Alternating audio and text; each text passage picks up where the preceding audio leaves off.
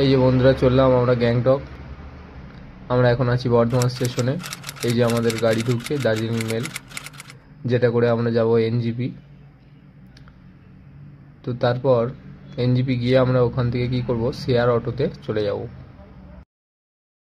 তো এই যে দেখছেন এটা হচ্ছে এনজিপি স্ট্যান্ড। তো এখান থেকে শেয়ার অটোতে আমরা চলে যাব। এই এনজিপি থেকে গ্যাংটক যাওয়ার রাস্তা প্রায় অনেকখানি, তো প্রায় টাইম লাগে 4.5 থেকে 5 ঘন্টা। তো এর মাঝে আপনার একটু দাঁড়াই খাওয়া দাওয়ার জন্য।